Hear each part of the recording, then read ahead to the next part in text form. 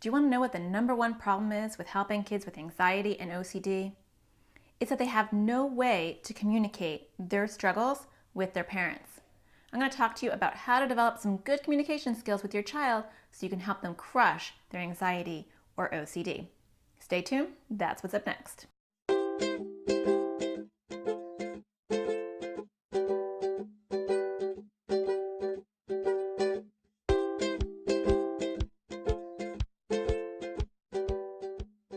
For starters, you have got to get your child to name their anxiety or OCD.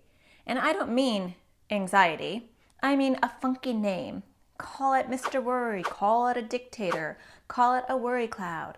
For OCD, call it Mr. Bossy, call it Big Boss, call it dictator as well. Come up with a really cute name because it will make or break everything else that you're going to do when you're trying to fight anxiety or OCD.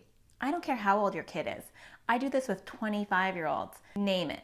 When you name anxiety or OCD, you externalize the issue, and then it's easier for you and your child to team up and partner against this thing, this dictator that's kind of ruling everybody's lives.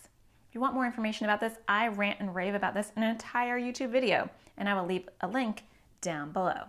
Once you have a name, now we have to come up with a nickname, because I want to talk to you, if you're my kid, about your anxiety in public, and I don't want to embarrass you. And if you have social anxiety, I'm going to embarrass you no matter what. I'm going to embarrass you if I breathe. So let's come up with a name so that we can talk about it in front of your friends. You can call it O for OCD. You can call it W for worry. You can call it Mr. You can call it whatever you want, but come up with something that you both are comfortable with talking about in public. Overwhelmed and don't want anyone to nickname your anxiety? Then tell your child, okay, we don't have to come up with a nickname. Let's come up with a gesture. And that way we can still communicate.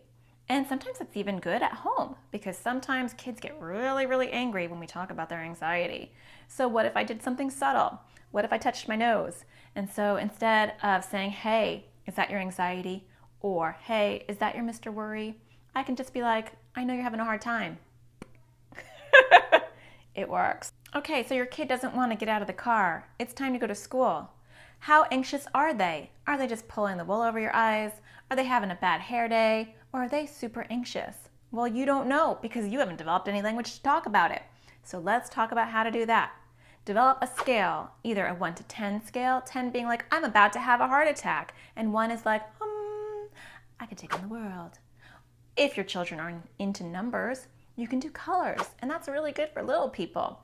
Red is I'm on fire and my anxiety is about to kill me, and green is zen. So do a color chart or do a number chart, and that way when you're in the middle of an anxiety situation, you can say to your child, what number are you? And they're going to tell you. In my anxiety series, if you haven't checked it out, I will leave a link below. I talk about not only naming the anxiety, but I talk about setting up challenges. That is the meat and potatoes of crushing anxiety and OCD. So you want to learn how to talk about challenges when your child is in the middle of having maybe some avoidant behavior. If it's OCD, you want your child to lean into that and do the opposite of what OCD is telling them. If it's anxiety, anxiety is most likely telling them to avoid a situation, and you want to do that situation. And so you want to have the language of challenges so that when you're in the middle of a situation where your child doesn't want to go upstairs because they're afraid of the boogeyman, you can say to them, hey, you can take a challenge, and they'll know exactly what you're talking about. Confused on what I'm talking about? Then check out my last video on challenges. When you have the language to talk about the dictator that is ruling your child's life, and you can say in public, hey, are you having a problem with this situation? And your child knows that you're talking about the dictator, that will help. When your child is afraid to talk to someone and you say, what's your number? They're going to know what you're talking about. What's your color? I'm yellow right now, Mom. You're going to know where they're at. So use language, use numbers, use colors, talk about challenges, and you're going to crush anxiety a lot sooner. Trust me, I know.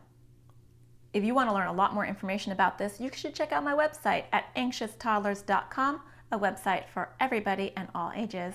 And I have plenty of articles on all sorts of anxiety topics and OCD topics, and even regular parenting topics as well. If you're liking my videos, don't forget to give me a thumbs up. Kind of helps me feel good. And don't forget to hit subscribe. because every Thursday you're going to see my face talking about something new related to parenting, and I would hate for you to miss it. Until next time, I hope you find the sparkle in everything you do. I'll talk to you next Thursday.